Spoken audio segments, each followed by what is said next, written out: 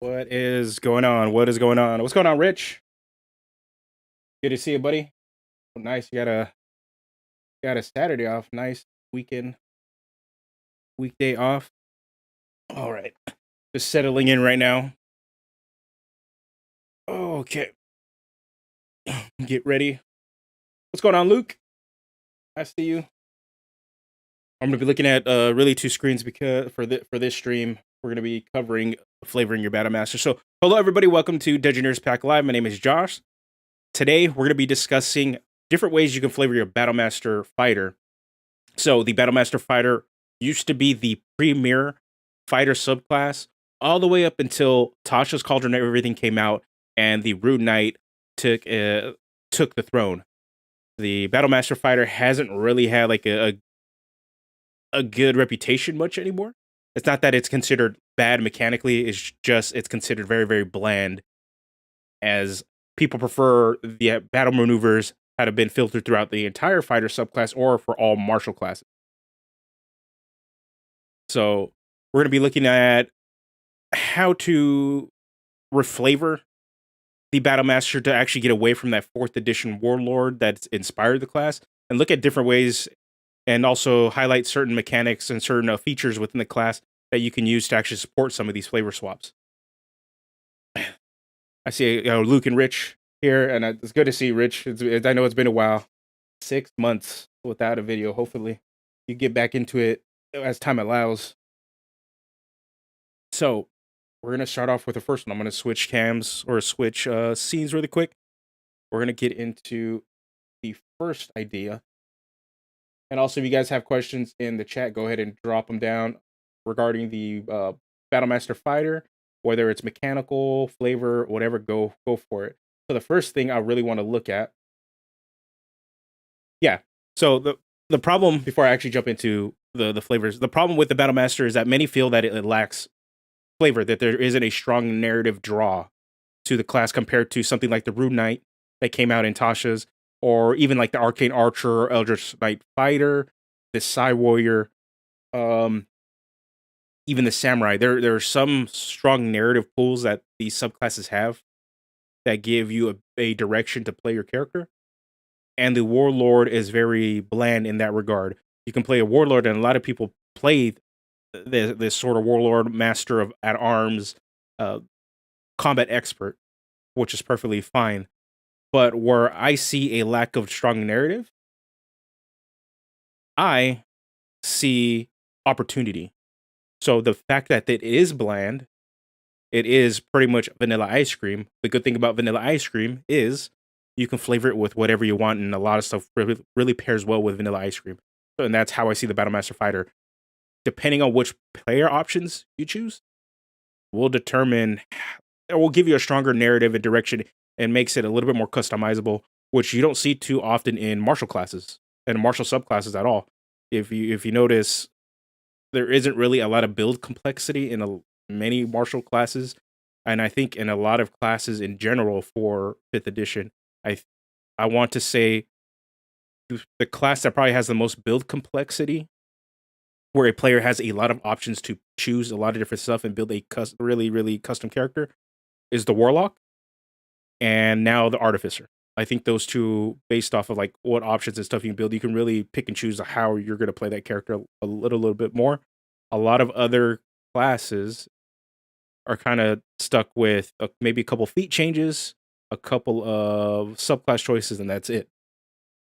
But Battlemaster is pretty much like a martial answer to Warlock, based off of what maneuvers you choose and your fighting style, really help customize the kind of character you want to play. What's going on, Sectimus? Good to see you. Good to see you. Move this over here a little bit. Yeah, and then yeah, Rich brings us up. Hopefully this okay. Of course, widget needs to get a little refresh. Boom. Yeah, here we go. Battle Masters are awesome. The flexibility allows the players to add their own narrative. Yeah, and that's what the Battle Master is probably one of my favorite martial subclasses, just for that very fact. And maneuvers are so well received in 5th edition that they have a feat for it. right, in the player's handbook, and that it still was so good and that people wanted it for other fighters that in Tasha's they introduced that new fighting style that you can pick up a maneuver. You're still not going to be as good as a fighter, a Battlemaster fighter with your maneuvers, but you still can have access to them, which is cool because then it adds like a little complexity and option, like some sort of choice in your combat and for mechanically, but it narratively adds a nice little flair to how you want to go about combat and how you want to roleplay combat for your character and reinforce certain fantasies like let's say you take menacing attack where you attack and you intimidate somebody and you make them fearful of you. Well, if you're playing a sort of character that is like this big bruiser that pretty much their whole presence is about imposing fear on people, menacing attack actually fits really well into that. So you don't have to waste a turn. I'm going to intimidate them in combat. Instead, I'm like, oh, I'm going to attack them, and then my blow is so powerful and my presence is so fearful, they are now afraid of me. It's things like that that reinforce a lot of fantasy. So let's jump right into this. Almost perfect. So, no, not. Line this up a little bit, guys. This was. Boom. Okay. Why do you think wizards? Hold on. We got a question from Sanctimus. Pull this up. Sanctimus, why do you think wizards made martial so rigid when it comes to theme flavor, but made spellcasters a buffet of flavor? Even then, I think certain spellcasters kind of get shafted with their flavor. They kind of get stuck into a pigeonhole. But I would say like the sorcerer kind of gets stuck because there's a lot of themes that are found in other classes and their subclasses that perfectly fit within the realm of sorcerer and they don't, or they create another player option like a race option and don't actually expand it so that you can see it played out in the sorcerer. Like the Fae, there's no Fae sorcerer officially, and it would make perfectly well. I think martials just have it a little bit rough. Mainly the fighter, I think, out of all of them. The other martials, I think, are okay in terms of how they're flavored, not really shafted. Some of them have a stronger narrative and stronger and more appealing subclasses, personally, I feel, than some of the spellcasters. Wizards are kind of a little bit boring in that regard. If you look at the wizard, majority of their subclass options is like School of Magic, and it isn't until more recently you're starting to see like you see like the reintroduction of the Blade Singer and where they're now a Gish. You see the Order of Scribes, which is the most wizardy wizard. You're the spellcaster wizard, where that uses the reinforces the book aspect of the wizard. You see a little bit more stronger support of that aspect and narrative of the character.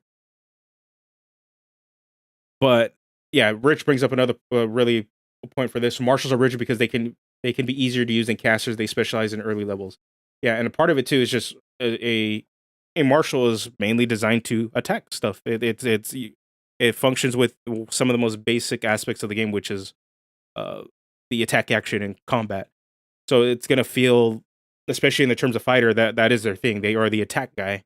They make liberal use of the attack action. This is pretty much their entire mechanics are all revolving around attacking. So it may seem like they're rigid and they're simple, but in terms of their narrative, some of the martials have a stronger through line.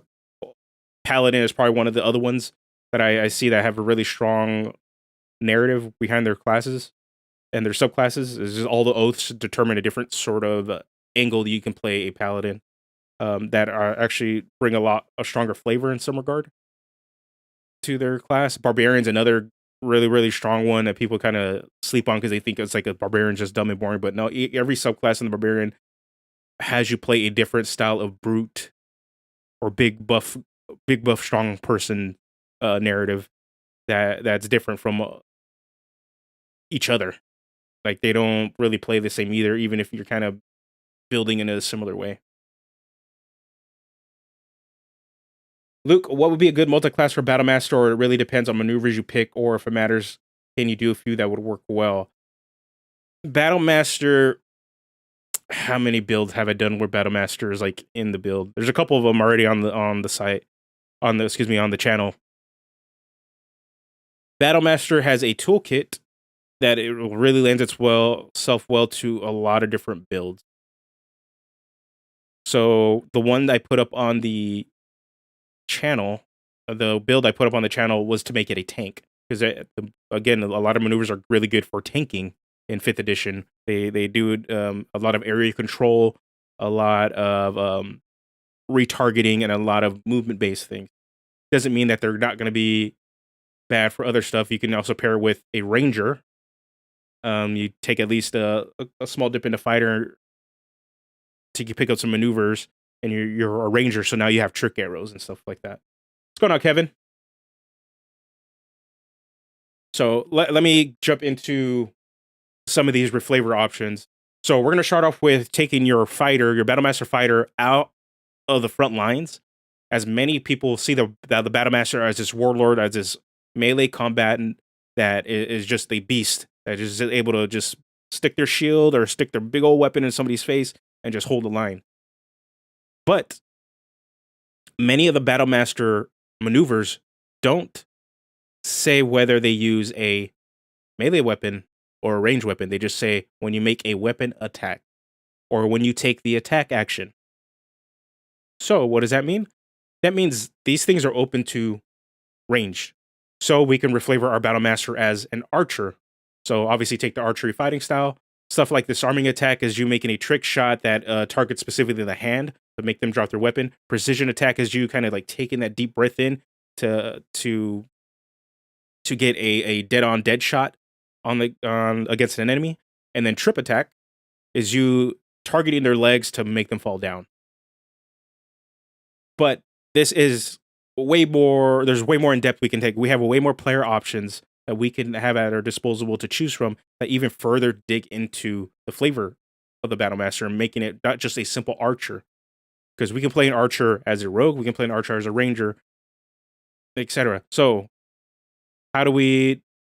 what options can we tweak and what options we choose to kind of dive deeper and make it a little bit more flavorful? Well, we can play a sniper. So by taking the soldier background, so now we're going to be some sort of military character, which fits well with the fighter. The fighter tends to be this skilled weapon expert. And then you pick up feats like sharpshooter and piercer to really double down on this flavor. Now and being that these all boost damage, your character is very deadly. Very, very accurate in terms of mechanically, but in terms of flavor, it really reinforces that angle you're trying to play as like I'm the guy that sits in the far back and is able just to launch an arrow and just immediately take out targets head on, just straight off.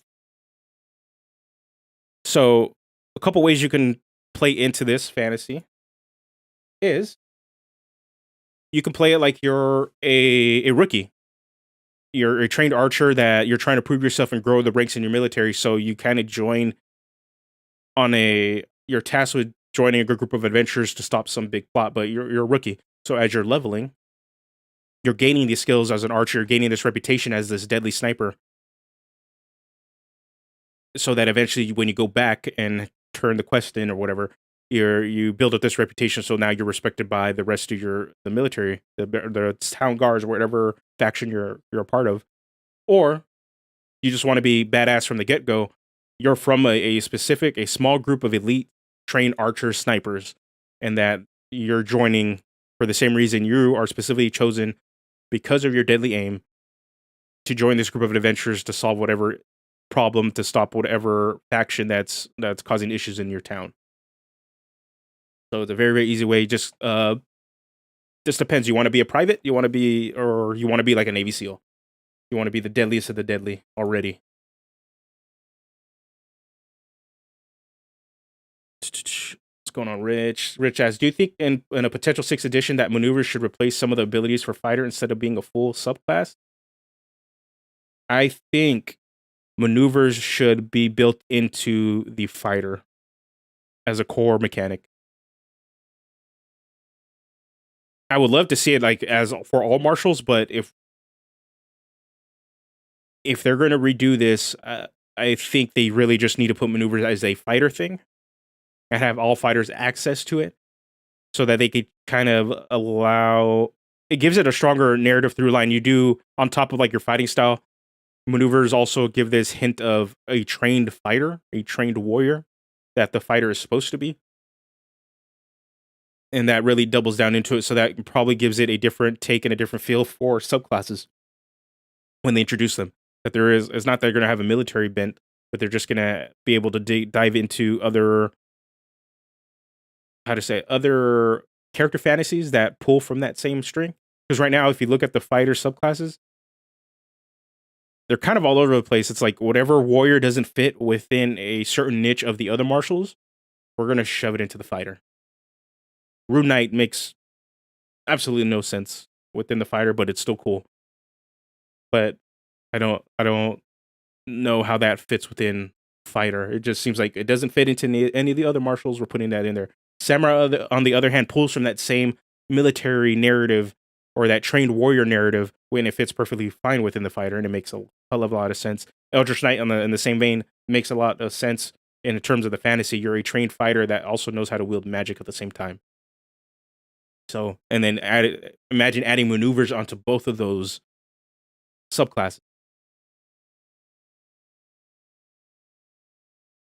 Make Ranger a fighter subclass.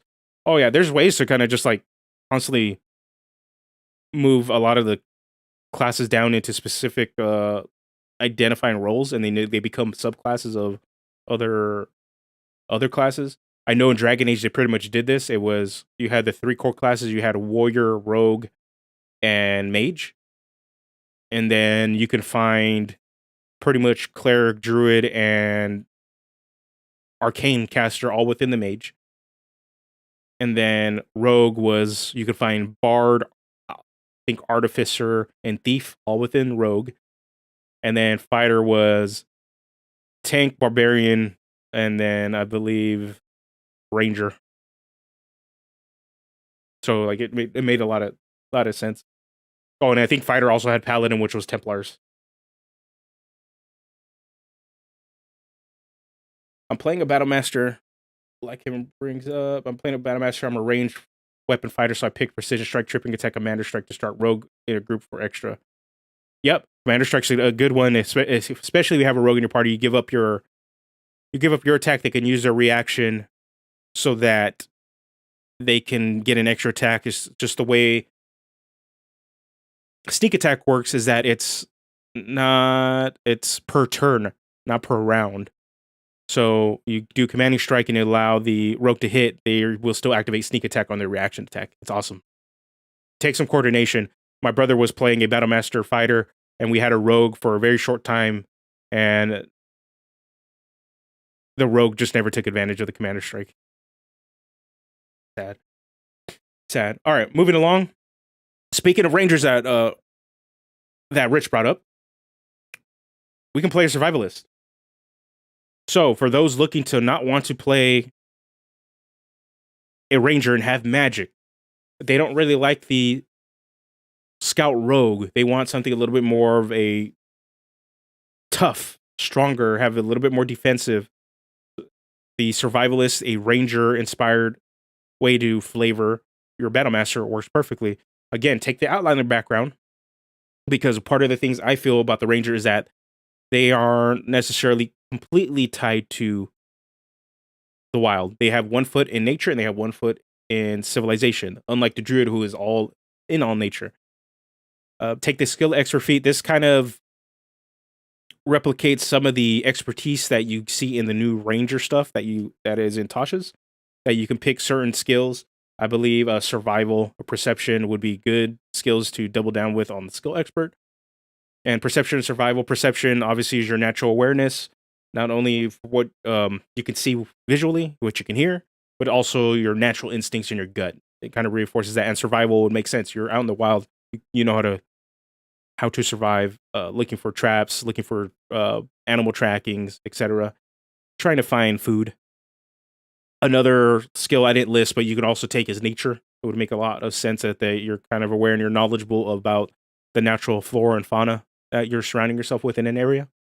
So yeah, if you want to be something different, something more than just you just don't like the ranger class because they have magic, and you just don't really care for the chassis of the rogue provides for the scout subclass, you can still do it and play that way as a battlemaster archer and be a survivalist, be a magicless ranger. Or we can take inspiration from Robin Hood. We can be this vigilante archer, take the folk hero background.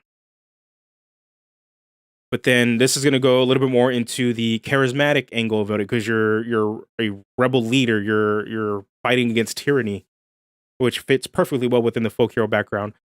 Taking stuff like persuasion to talk to the people, deception to deceive guards and other corrupt officials, intimidation if you actually need to kind of strong arm some bad folks to kind of move your way. Stealth and sleight of hand are also work really well for this, because you're constantly hiding, constantly kind of have to steal from the rich and give back to the people. This is a fairly straightforward and easy one. I think the fighter is a good chassis for Robin Hood compared to something like the ranger or even the rogue. I think the rogue could also be really solid in this too, just because there's a natural element of a natural narrative within the rogue that is the dastardly thief, this sort of shady guy, this Han Solo-esque person, but that have a heart of gold. And Robin Hood fits well within the rogue, but you can also do that with the Battlemaster fighter. And you have all these maneuvers, these trick shots, which lends well to a lot of the myth behind Robin Hood, where he is a master archer and is pretty much has all the nice tricks and can use and shoot their arrows in a bunch of different ways. So, and that's what your maneuvers will do. Now, getting out of the archery and taking the weapon out of your hands, this one was already sort of hinted at in Tasha's. They have a section for this called a pugilist.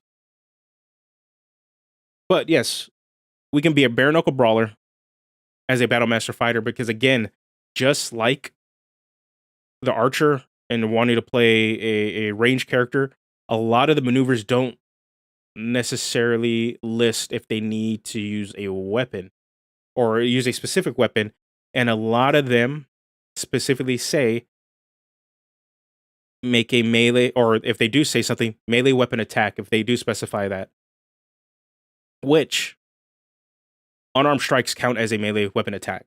They're not a weapon, but in regards to how the rules and that wording, unarmed strikes count towards melee weapon attacks. So we can be a brawler. We can enroach on the monk's thing. We can roach on their core identity a little bit.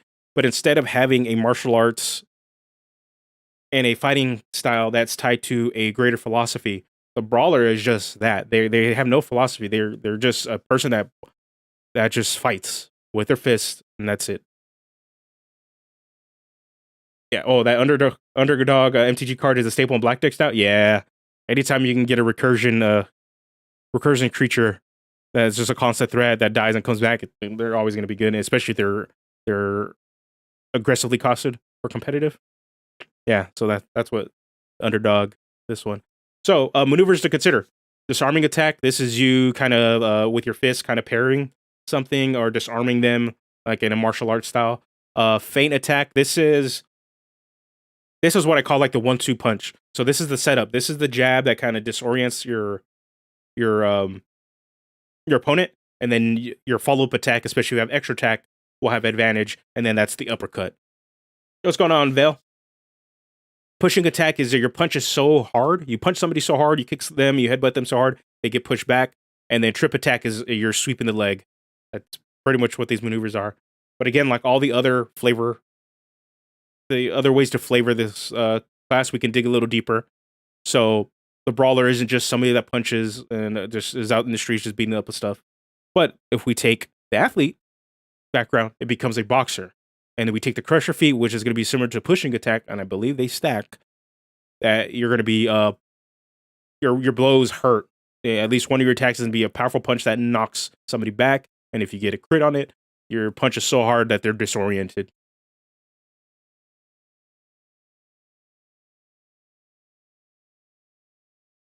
We got a question from Val. Hey, I'm just gonna ask a question off topic, but would you mind making a tier list for lycanthropes? I want to play a rare creature, but I don't know which ones are the best option. Okay, yeah, I can do that in the upcoming stream. I can do something where we dig into all the lycanthropic options that players have at their disposal to see what is the most werewolf or were person you can be. I definitely can swing that. We can probably do that in a couple weeks. So yeah, so boxer, very very simple. The way you can kind of play into this, I will say, as a boxer, you want to just be more than just or you want to be a little bit more than just the guy that punches stuff for sport. There's a celebrity angle you can take with it,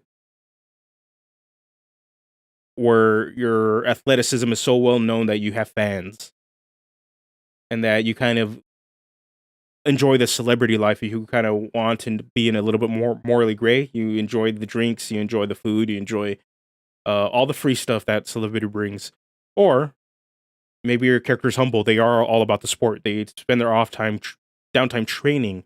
That they mainly focus on just trying to eat clean and just live a very very athletic life where it is about the game. I guess you could say it is about what they're doing in the ring. Then, if you want to play somebody that's a little bit more unsavory, you can play a thug. Take the criminal background. Stick with the crusher feat still. But take skills like intimidation. You can also take, I believe, menacing attack still works too. And it's really, when it comes to this, a lot of the flavor you're going to be is you are the strong man. You're going to play into that archetype of like you're the big bruiser, that you're the bouncer that's sitting in front of that mob boss's building and not letting anybody in. I would play into this in a way that you're going to use criminal contacts. You know people that you shouldn't know. You know who are the officers you can twist and turn, which businesses you can kind of push to kind of get info from people. Same thing with other criminals. You know which ones you can twist the arm. This is going to be one of those things where you're a bad guy, but you're not really a bad guy. You have a heart of gold, and it's awesome because this something like this, while it seems like, oh, I don't want to play the villain esque, this leaves so much room for your character growth where you kind of grow out of that, and maybe that's what you're doing as a hero. You started off as this criminal, and you're trying to find a new path for yourself. So that's why you join the group of adventurers to kind of run away from this until that path starts to come up and bite you in the butt. Maybe you owe money to the mob. Who knows? The next one, this was inspired by comic books, superheroes. You can play Vigilante. It is perfectly fine. And I think the Battlemaster, I know Monk kind of gets this. And there was like, oh yeah, you can play Batman as this. You can play Daredevil as a monk. But I think what Monk lacks is that it's all about speed and precision. But if you want to play the Dark Knight Returns Batman, this big, bruisey Frank Miller's Batman, you can do it. And the Battlemaster fighter, I think, is a better chassis for this because, one, you could play into the strongman trope. You get a set of armor that kind of makes you feel, with your armor calculations, that you are harder to hit, that you can take a little bit more damage. Plus, your HP is going to be a lot bigger, so you do have that brooding force. But you're still somewhat normal. You don't have the fantastic elements that the monk has. So take the folk hero background. Your legend is starting to become well known. Maybe you are a little bit more Daredevil, Batman, Captain America, where you're kind of just known. You fight and you take down people. Inspired leader plays into this too, and an angle is that you're so well known. Your legend is kind of building, that people know you by that just your very presence kind of boosts the morale of people around you. You can pretty much take inspiration from characters like Superman, except without all the powers. But Captain America, even Spider-Man for certain times. Just look at superheroes and look at street level superheroes like Luke Cage, where you're pretty much just you're going around punching stuff, but not in a way that it would be fantastical like a martial artist.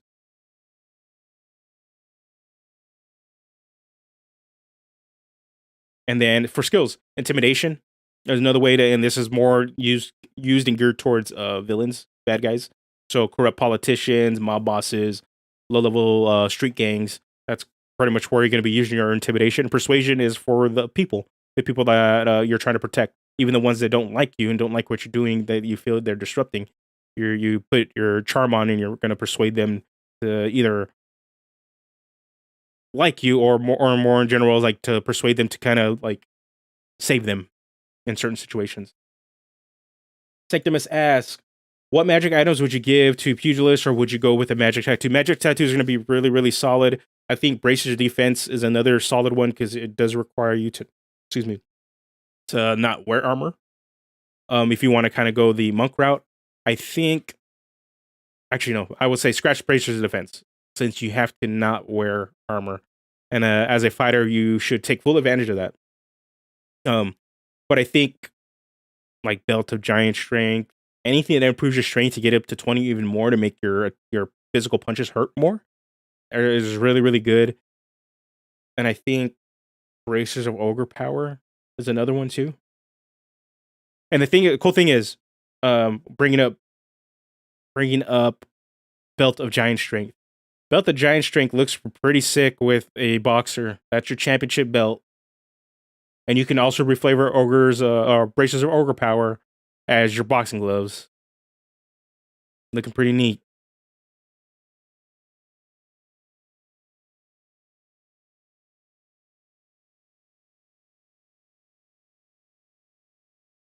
I think there are monk knuckle weapons that work great with a pugilist, like the arcane propulsion arm from Eberron Rising from the last war. Yeah, so they have an arcane propulsion arm that lets you pretty much you just shoot your hand out like Iron Man. Your Iron Man comes off and you just punch somebody and it comes back to you. It's pretty sick. And I believe in Tasha's, there's also a set of armor that lets you do that too. So they kind of bundled it into that also. It's awesome. Insignia of a Clause. I'm not familiar with that one. I think that's the magic tech too, right? Insignia of Claws. Just looking off to the side. Oh no, from Tyranny of Dragons. See, that's oh man, that's actually good. Yeah, monks need some love. Unarmed fighters need like more weapons and stuff. I'm kind of hoping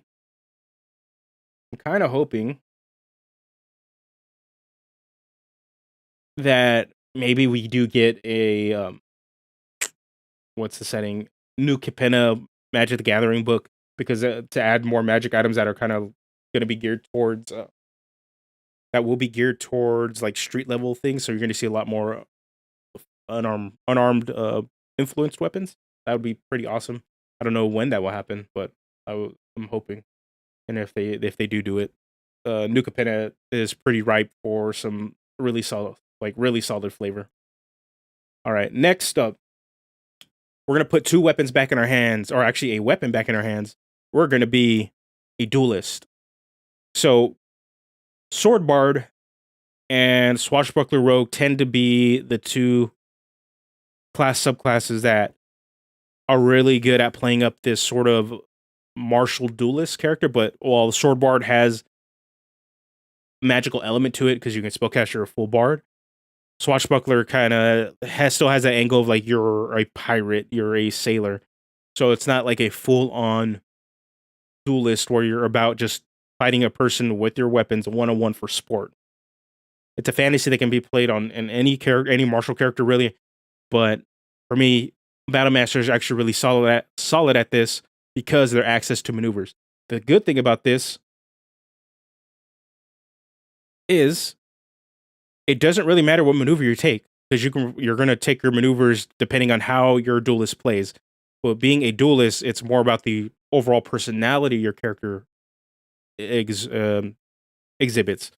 So duelists tend to be this either overly confident or very cocky character, and they're going to be a lot more charisma based or charisma supported. So again, stuff like deception, intimidation, persuasion, performance. Deception is going to be one of those things where you're kind of like Deception, yeah, is a little bit more like Spider-Man. You're maybe talking a little too much, and you're purposely trying to throw your enemy off guard, either lying to them or saying stuff that like tricking them to think that they hit you really bad, so that you can use that information to one up them.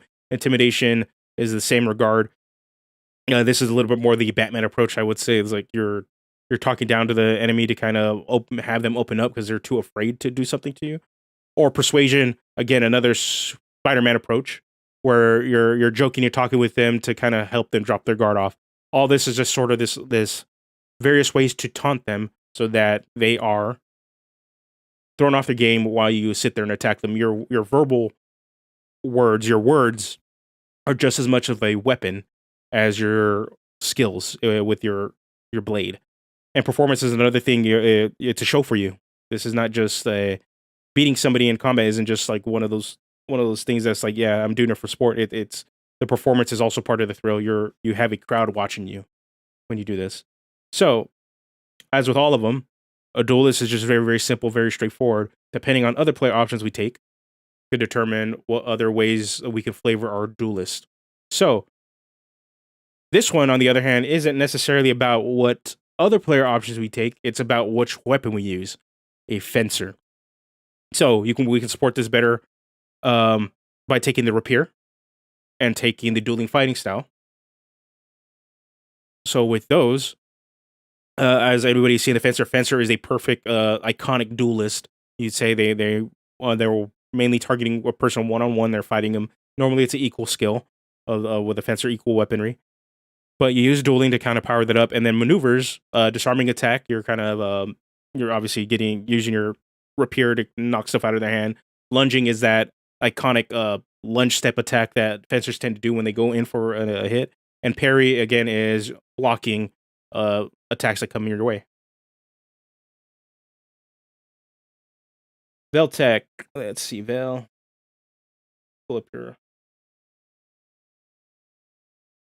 It would be nice if you had a lockdown ability that separates you from other friendly foes, but leave you one-on-one situation. It could grant bonuses to you and the adversary. I can see this. I think you would have to really set it up on your own and take stuff like pushing attack and figure out ways to kind of just like push an enemy to be fighting on their own. And if you're already doing that in combination with stuff, a small dip into Swashbuckler Rogue wouldn't be a bad idea if you're able to consistently get that to happen where you're targeting a character one-on-one. But yeah, Fencer is very straightforward. You pick the rapier and then support it with the dueling fighting style. And then you're not limited to the maneuvers here. Just take whatever maneuvers you think. And I think disarming, lunging attack, and parry are some of the more iconic. Like I think these maneuvers do a better job of showcasing the iconic, I guess, not attacks, but trying to find a different word for it, not say maneuvers again, but more the iconic imagery you see from a fencer and the movements that they use, especially stuff like lunging attack is that iconic step in with that a fencer does to attack and get in on their opponent. And parry is another strong one. Now, to take a bite out of the sword bard, we can play a dual-wielding sword dancer. So, take the two-weapon fighting style for this, take the entertainer background, and this makes you a little bit more magicless, and it really does the same thing the sword bard does, but takes the magic angle out of it. You can play all the same flavor, but you just don't do any of the magical stuff, which might be up people's alley a lot more than the sword bard. Yeah, tactics. That's what I'm trying to say. It's the tactics, and the skills and the things that the fencer uses. So, sword dancer is all going to be about evasion and mixing in this sort of entertainment angle, the weaving in this gracefulness into their combat.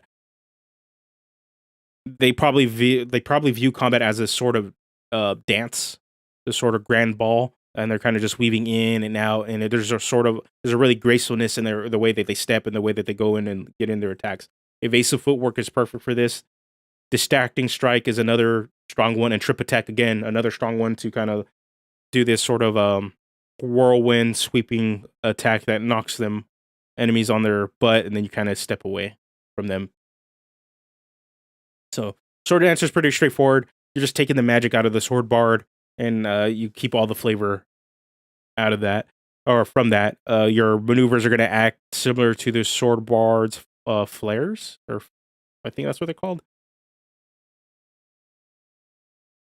And the cool thing is, well, you still take all the other skills that you probably would take to play a face character. It's just now you're going to be still a dex fighter using 2 weapons. And then the last duelist is a gladiator. So this takes us into the realm of ancient Greece, and I think Rome a little bit too, where you're fighting as a show for the people, taking on any combatants. Fighting style I have listed here, you can do this is with dueling, but if you want to be a little bit more defensive, since you're a gladiator, you're going to be wearing armor. Defensive fighting style is perfectly fine with this. Using stuff like goading attack, menacing attack, and riposte. Goading attack is to get the target to exclusively hit you. You want them to fight you and only you, and they will be discouraged to hit anybody else.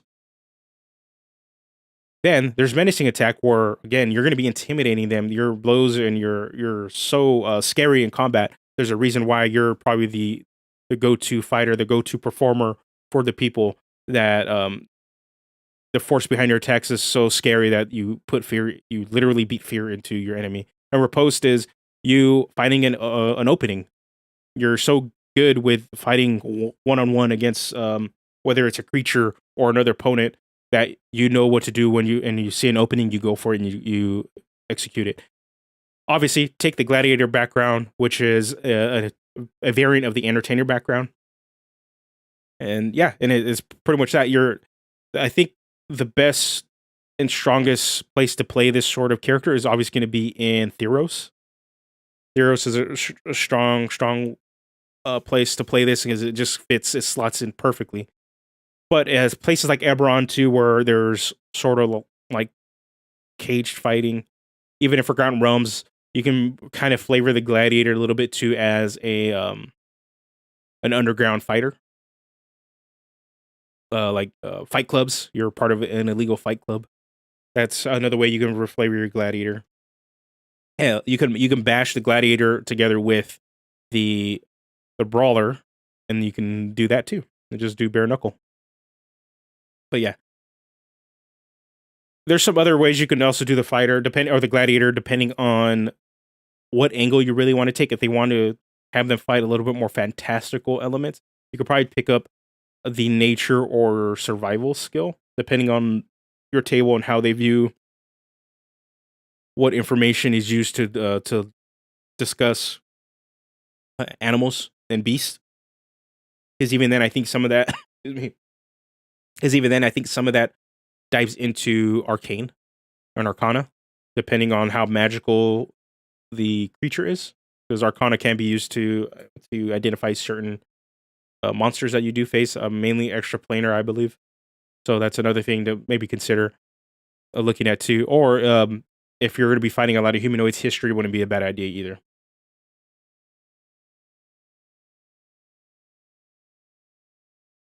Yeah, goading, parry, and riposte are really, really solid. Really, really solid. I think Commander Strike is the one that everybody says like, oh, they end up picking up because if they have a rogue in the party. But there's a lot of resources you give up for that, and it's not always the best thing to take. I think it really takes a strong team comp, mainly a rogue in the party, to really make use of that and make sure that they get are able to consistently use their reaction for it. All right, so now out of all these, we're gonna step away and step back into what I'm trying to rephrase this. Now we're gonna go to take a look at where the Battle Master fits into other settings. So now we're gonna step away from flavoring the Battle Master away from what it is traditionally seen as this melee armored warrior, and we're gonna get back into that just specifically for its place in the official 5th edition settings. So you want to play a Battle Master in the Forgotten Realms. There's tons of factions that you can choose from, but I believe the Flaming Fist are probably one of the best options to play and fit your Battle Master in. The Flaming Fist are 100% connected to many of the campaign books. So, what I mean by this is that you're going to find that the Flaming Fist kind of appear or are able to appear in every campaign book you have that they've put out so far. So obviously, Descent into Avernus is the one I just finished running, and they are pretty much the premier military faction in the game. Obviously, it's set in a large portion of it is set in Baldur's Gate, and the Flaming Fist act as the guards and military of that city, while also being a mercenary group. So, you want to go fight and hunt down devils and go into hell and figure out why a bunch of people from El Terrell, a lot of refugees are coming in and are trying to get into Baldur's Gate? Well, you can be a Flaming Fist assigned to help figure that out, assigned to investigate it. But other campaigns that you can look into, Tomb of Annihilation. This kind of leaks into also Descent to Avernus, so minor spoilers, but characters from Tomb of Annihilation that were sent out to go investigate the Death Curse were called back because of the events of Descent into Avernus. So maybe your character was a Flaming Fist that was sent over to Chult to investigate and try to figure out and solve the Death Curse. Again, tied to another campaign setting. But that doesn't stop. One of the prominent villains that the Flaming Fists are constantly attacking and constantly have to thwart are the Cult of the Dragon. And being a Flaming Fist Battle Master, you could again be sent out and or have joined a group of adventurers on a mission to thwart them and stop Tiamat from coming back. You're investigating the Cult of the Dragon and all the schemes that are in the Horde of the Dragon Queen questline. And your character fits perfectly that. It just ties really, really well. For those that are not familiar with what the Flaming Fist are a mercenary group based out of Baldur's Gate, but pretty much act as its military and city guard there for a large portion of it. While I've kind of showing them in a good light, while the Flaming Fist have a reputation of not being morally good. They are very morally gray. There's a lot of corruption. There's a lot of corrupt officers. So when you're looking into playing it, there's a couple angles you can play your character for this, but also, and it brings a lot of tension. Are you a good Flaming Fist member? Are you a heroic one that sees the good things that this organization is attempting to do, but also sees the bad actors and you yourself want to clean it up? Or are you one of these corrupt people that are pretty much trying to get out of it and maybe trying to clean themselves up? Or maybe you're just somebody that is somewhere neutral in the middle. You're just trying to survive, and Flaming Fist was pretty much the only way that you can make a living. The only way you can get by. Flaming Fists are not evil paladins. They are not. They are a mix mash of martial focused characters. They are mercenaries. They just so happen to be contracted and based out of Baldur's Gate. Yeah, the thing is, Flaming Fists very much reflect real life politics. they have all the nuance of most of law enforcement agencies, which you can draw from, and it's not a bad thing. Just obviously, if check with your party, check with your group when you're introducing this character, if those are themes and stuff you guys want to play with, because it could build an interesting narrative, especially if you do it that you're a good Flaming Fist and you're investigating, and then you find out some of your superiors and the people that you work with and trust happen to be connected to Cult of the Dragon, the Cult of the Dead 3, Cult of Zariel, or they're somehow involved with the Death Curse. Depending on that stuff, you can still take it in a fantastical route. and it fits within the realm, and it all makes sense. So yeah, Cult of Dragons really, I think, or excuse me, Flaming Fists are really strong. Really give you a strong through line and connection to the Forgotten Realms. They're pretty much one of the most iconic and known military groups, mercenary groups outside of the books. Pretty much, yeah. They're kind of like BlackRock. Really look at it. They're these. It's a mercenary group that kind of they're hired and contracted to kind of go in and do things. So yeah. Next, after that, going into the realm of Eberron. So, Battlemaster. Oh yeah, one more question before we get into Eberron. Is that Rich asking? Does that mean Flaming Fist? I'll bring the Flaming Fist. Does that mean Flaming Fists get military equipment like siege crossbows? Sign me up. Yeah, they do. They're full on military. They have everything. So yeah, they get a lot of cool stuff. Into Eberron. Now, looking at Eberron, and Eberron, Battlemaster fighters kind of fit everywhere. So the backdrop of Eberron is that this takes place 2 years after the end of a large civil war. So the country, Galifar, has broken up into multiple smaller nations. Pretty much brothers, sisters, cousins are all kind of just fighting. We're fighting with each other until the event and the Mournlands, which was the nation of Seer, had a Hiroshima-like event happen to them. But unlike Hiroshima, where the U.S. was the direct cause of that, nobody knows who caused the nation of Seer to kind of just be destroyed and annihilated. Nobody knows, which caused the end of this war. So each nation has their own little flair and has their own flavor of how you can take your Battlemaster. But if you really want to go into this military route, this hard military, long tradition of training and respect and chain of command and law, the nation of Karnath is perfect for this. The people are all about survival. They've gone through a series of famines and droughts throughout this war. Every person in the nation has to serve the military for some amount of time. So there's a strong tradition and a strong respect for the law and the military. They are the nation that pretty much is going to be the most martial oriented out of all the 5 nations in the core part of Eberron. But being as that it is, Karnath also has strong ties to necromancy, which is something you should consider. Your character isn't going to be, if you're playing a Battlemaster that's from Karnath, your character isn't going to really be afraid of undead. They probably fought alongside undead, as Karnath used undead to help bolster the military because of the famine and the drought that they experienced. They didn't have enough people to fight. So they have necromancers at their in amongst their ranks to help bolster their forces and bring back soldiers that have died, or even then,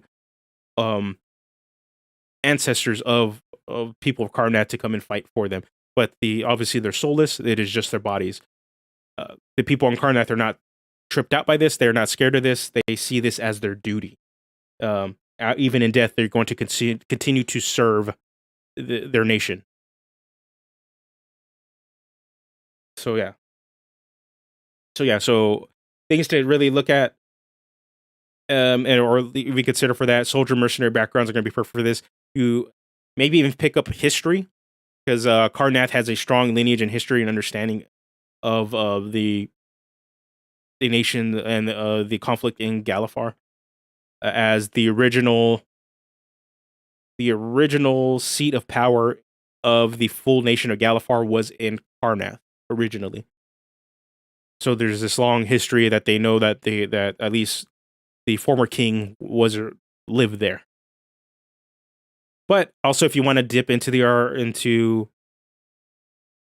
the necromancy angle, maybe take Arcana or even religion, depending on what your table and your DM is going to use for your character's kind of understanding of undead. I believe religion covers it, but it could also be Arcana, depending. on the angle you want to play because of necromancy itself. So have your character kind of learn some of these things, and maybe they just served alongside undead. Maybe they led a troop of undead. They were pretty much on their way to become a bone knight, and they just the war ended before they can ascend to this like mix of like undead warrior. And then after this, you have Ravnica in the City of Guilds. Nothing says Battle Master like the Boros Legion. They're my favorite guild. They are the military slash sometimes police force of Ravnica. They are there to protect the streets, but they have very strong mentality of might makes right. So you do have a very zealous Boros agents that take it too far, very similar to the Flaming Fist. And then you have the Boros on the other side that try to uphold the spirit of the law, even if the law says that it's wrong. Morally, they will uphold what is right. So it's two sides of the same coin. It's very it's what you expect out of a red white guild. As a battle master for Boros, you're pretty much tied to any weapon you want to use. It's very customizable within this setting, and it's super awesome. Boros are known to use swords and shields, like is depicted on this image right here. Pole arms, archery, so they're bow and arrow. Even just a single blade or just one big weapon, they're all about it. Or even if you want to go a little bit more experimental, they do partner up with the Izzet League to test out new weapons. So yeah. So as a person in Ravnica, in the Boros Guild, your guild's going to be led by the Angel Aurelia, excuse me, Aurelia. So she's the big head honcho, but most likely the organization of the Boros Legion is split up into different smaller troops or factions called theaters. So do you want to be a standard guard? You can join the theater. Let me see the name of it.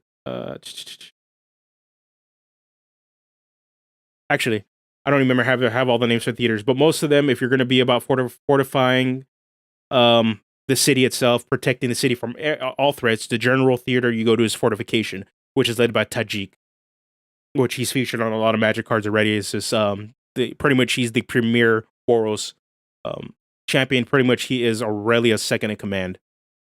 He's really well known. Pretty much he can protect Son homes and be a guard there. Yeah, there's every angle, the Boros Legion gives you very wide depth into what you can play your character in Ravnica, and it's awesome. You can pretty much pick and choose whatever combination of weapon and fighting styles and maneuvers you want to dive into that one. So let's jump into the Greek myth city, or the Greek myth inspired setting of Theros. So Theros actually have two, and it really depends on, do you want to play a Spartan or do you want to play an Amazon? As they both kind of tend to have some leaning, and also these character tropes have a foothold in the setting of Theros. So for the first one, you want to play Spartan. The city of Akros, you're a Crowan. You're from this military minded, pretty much this military minded city state. You're all about training and becoming the strongest, and have this need for battle, but you're also taught that this need for battle could come at a cost. So they try to always uphold the virtuous angle, the virtuous aspect of war, or of which is like the finding peace. There's a virtuous angle of being self improvement, more so because if they don't, they become corrupted by the god of Mogus, who is the god of slaughter, and then they become so infected with bloodlust and hunger for murder that they themselves take on traits of a minotaur.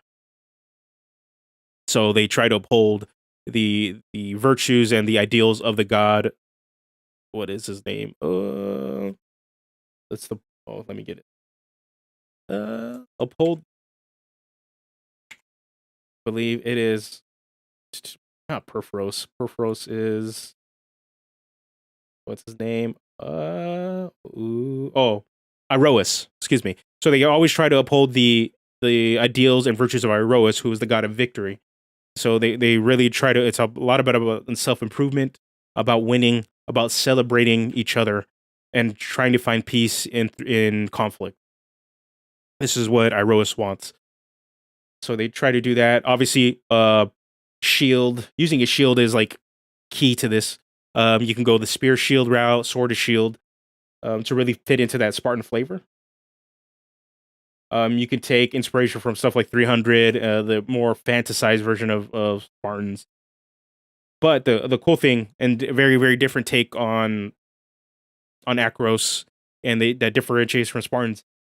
Anybody, man or woman, could join the forces and become an Akroan. It's not exclusive to just a specific race or a specific sex. Anybody who has that warrior spirit, that will to fight, the will to protect, that they will be part of the forces of Akros.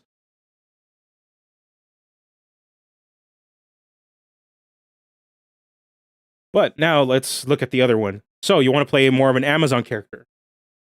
Go to Setessa. So Setessa is hidden within the Nessian woods. The people of Setessa are very much entwined with the natural world.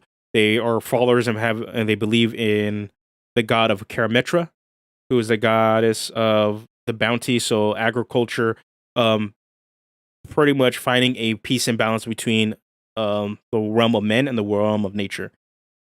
The Setessans try to find balance within the world, within themselves. So they do try to use a lot of natural weapons and then co-opt it into their military. But just like Spartans, they use the same weaponry, the same level of ferocity that they do. It's just they are trying to protect the bounds of their city state within the Nessian woods and protect it from a natural beast that Nylea comes up with that may have escaped, or other schemes that other gods that are trying to corrupt the people there. But unlike Spartans, where anybody can be a Spartan or an Akroan warrior, Setessa, on the other hand, most of the military is really made up of women. So, and the reason this changes, obviously, it's inspired by Amazons, but women are asked to, and their culture is to stay within the city and take leadership and take charge of the city.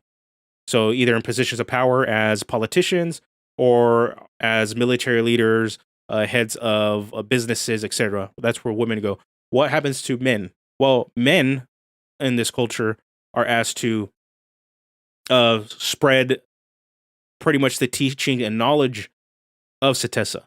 So their goal is to leave the city and go and find roots in another place, so that the teachings and the culture and the ideas and the ideals of Setessa are kind of spread out and people become aware of it. As a lot of it is the core idea is to find balance within the natural world.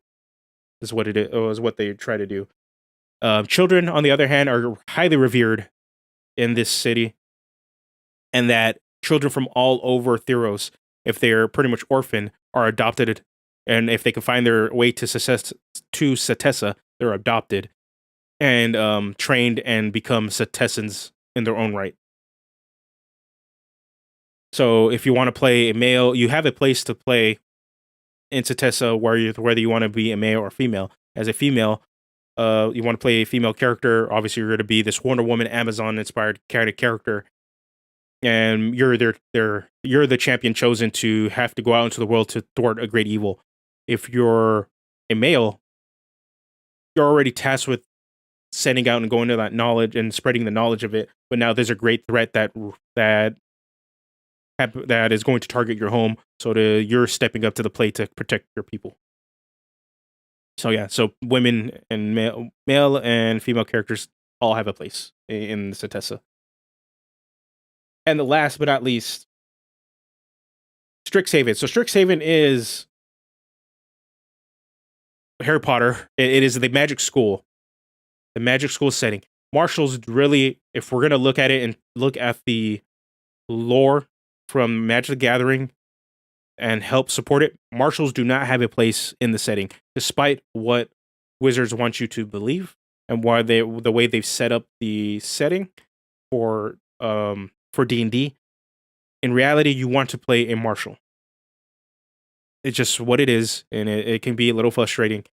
If that you really are the player that likes to play barbarian, that likes to play fighter, rogue, etc. But you guys are going to play Strixhaven, and you can't have access to magic. But with some leeway, some looking at it through the D&D team's bent, the only place I really find that a Battlemaster fighter fits in terms of mentality, in terms of the combat oriented aspect of that subclasses, Silverquill is this is where I would place it. Silverquill is known for their competitiveness, their ability to use words, but also wield magic in some sort of combat aspect. They are the school, the college that is about conflict. They like resolving conflict. They don't mind dealing, like, inflicting conflict. They're a very combative college. They're about spirited debate and argument, learning how to master words, and they tend to have a little bit more of a leadership quality because of that. So for me, that combativeness, that willing to engage, it seemed really ideal if you're going to play Battlemaster in a Strixhaven setting. This is where it would go. They're the only school I think that would be willing to teach somebody how to actually fight. The only other angle I can see that you may want to, take is Lorehold, and then the only other angle I think you can take and you can really see is Lorehold, and it's maybe that you're learning this ancient martial style from a spirit or a set of textbooks from the past. That's the only angle I can see, but in reality, Silverquill, I think, is the perfect spot where you're going to be the person that wants to take charge, take the lead, and be a little bit more combative, but still doesn't have access to magic. I would say you should take magic feats to really kind of help bolster the flavor of that, and kind of make yourself into a soft gish if you're really going to want to feel like you're in this setting. Other than that, if you're really trying to stick true to the lore, I don't think a Battlemaster fits within it either, though. So yeah, that's pretty much my list for this. And yeah, it's the Battlemaster. To wrap this all up, the Battlemaster is very open. Some say bland, some say vanilla. It is very, very open. You have a lot of opportunity to flavor your character however you want. And that's a good thing. I know some folks really want a stronger narrative tie into a subclass that kind of helps guide them in what they want to do and what story they want to tell, which is perfectly good. We should have subclasses that do that. I am also of the mind, I don't know if we really need every subclass to pretty much give us a straight through line for that, though. I think there should be subclass options that give us a bit of room to flavor and play the character we want to play in any fashion. Because sometimes the narrative you want to play isn't necessarily found within that subclass that has such a strong tie to a character trope or character fantasy. And having that room to kind of choose and pick options, the customizability, really, really helps. I think in a perfect setting, in a perfect setup, folks would want to have kind of the best of both worlds. They want to have the luxury of options to be able to choose and customize the character, but still have such a strong narrative through line and a strong character fantasy tied to that subclass that they want both of them. And I think maybe in future editions we'll see that, and that'll be awesome. But until then, this is what we got. And maybe 5.5 will introduce some new things that add more player options and complexity to our building. But I will say Battlemaster Fighter is still one of the strongest player options for players wanting to play a fighter. It's still not bad. I think it now just gets outshined by the Rune Knight because the Rune Knight gives you so much, but you're getting really, really strong options in the Rune Knight in comparison, but you have such a strong tie to the lore and fantasy behind a giant that might not actually fit with the character you're intending to play. So yeah, Battlemaster Fighter, I think, is still folks that are trying to look and figure out what they want to play in terms of fighter. I think they're probably the strongest option to be able to play kind of whatever you want until another option comes along that really dials into the fantasy you're wanting to play to actually help support.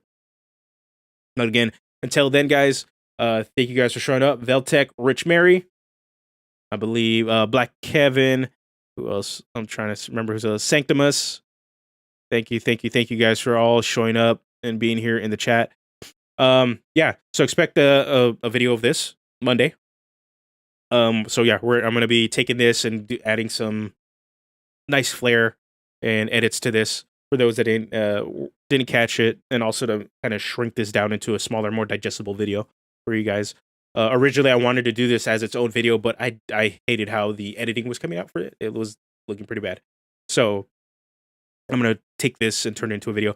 Next week, we're going to be talking about the Total Armor Artifice and how it is a terrible, terrible combination of player options and why rules as written can suck. So originally, that was going to be a video, but I've done enough research. I'm comfortable doing this as a live stream now. So expect that next week, and then expect the video again summarizing everything the following week or the following Monday, and then maybe by then I'll get to do another live stream too, and we'll look at the doing more work on the Luchador. If you guys didn't check that out, I'm picking that back up and working on it. So we're gonna do that. All the updates and stuff you guys can see are also in the Discord. So we're gonna be looking at that. What's going on, Cairo? So yeah. So if you guys haven't joined the Discord, I'm fairly active in there. We have a small, nice, active community talking and stuff. I post a lot of behind the scenes and little updates and stuff there. If you want to keep in touch there, some of the folks in the Discord already kind of seen some thumbnails and stuff of things to come. And also, that's where you're going to get the most up-to-date info on the Luchador class that I'm working on. And hopefully, I have some extra time off not this week, but the following week. So I might do some extra streams and stuff to help work on it a little bit more. So yeah. So next week, we're talking Total Armor Artificer and why rules as written sucks and it doesn't let you play it the way you want to play it. And then the following week, I think I'm going to try some new stuff.